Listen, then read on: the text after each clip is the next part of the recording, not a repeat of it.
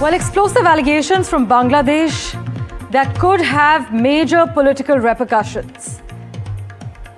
Youth leader Osman Hadi gunned down and then he died in Singapore. He succumbed to his injuries. Has become a symbol of political violence in Bangladesh. But Osman Hadi's brother now has a big charge against the Muhammad Yunus government. He says the Yunus government is responsible for his killing.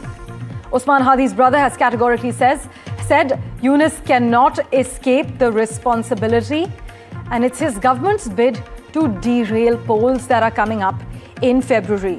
His brother has now publicly blamed the Yunus-led government, saying not only is it responsible for Osman's killing, but also that it is trying to derail the democratic process.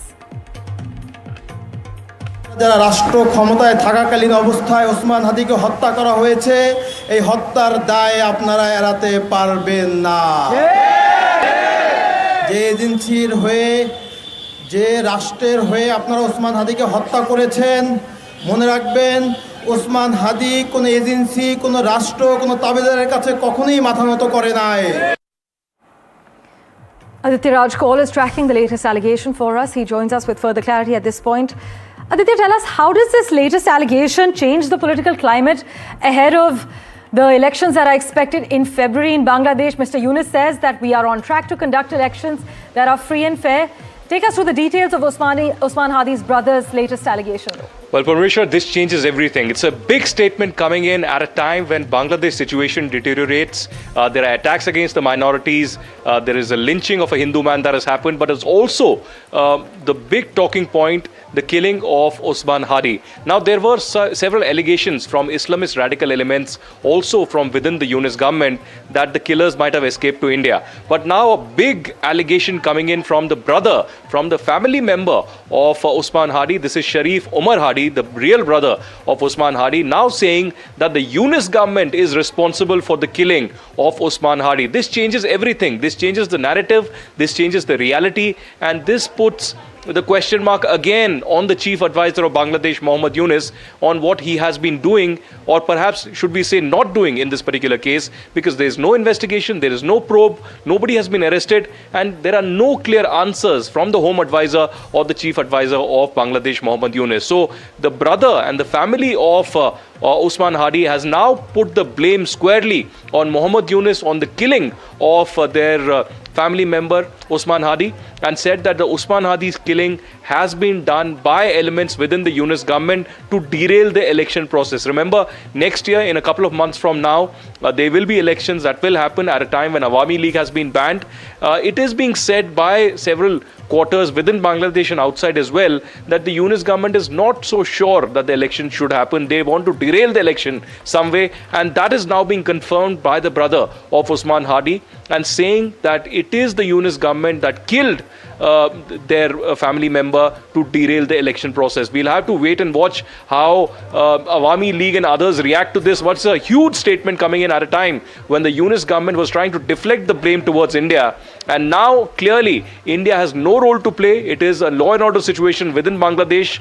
It's a complete failure and lackadaisical approach from the Yunus government, which hasn't been able to control the situation or find the perpetrators behind the killing of Osman Hadi.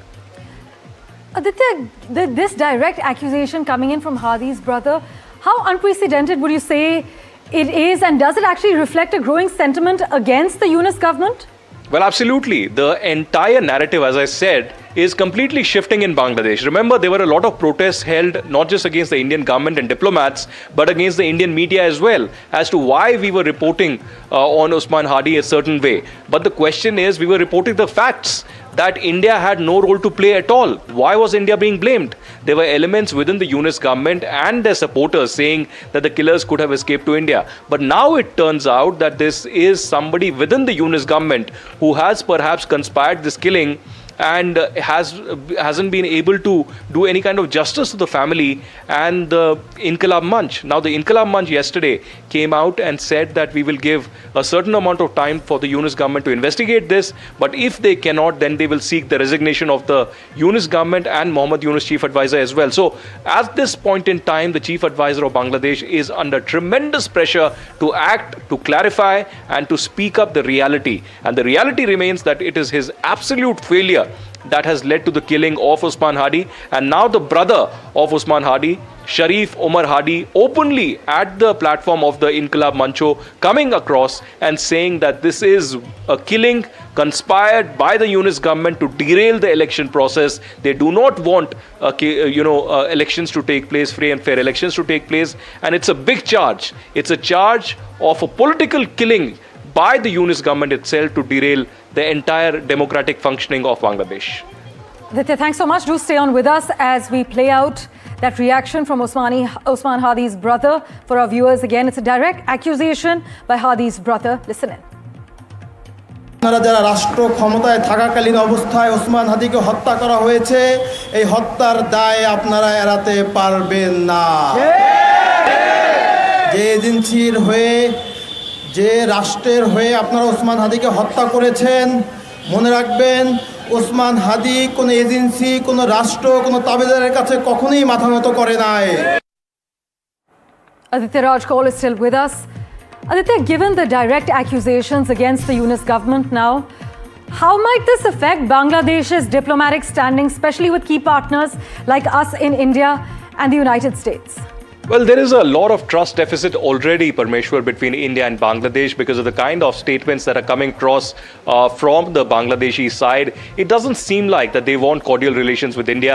In fact, it doesn't seem like that they want to, in fact, believe in their own history as well, because India had a critical role to play in the liberation of Bangladesh, in the formation of Bangladesh. In fact, they are trying to erase each and every memory of Sheikh Mujibur Rahman or the Awami League or anybody who had anything to do with the liberation of Bangladesh in 1971. Instead, what they are doing is giving the charge to Jamaat-e-Islami elements, to Islamist radicals, to NCP and others who are trying to create a situation in Bangladesh against India. Even though the common people of Bangladesh have goodwill for India, they have good memories with India, there is a people-to-people contact, there's been robust trade that has been underway and a lot of cooperation as well.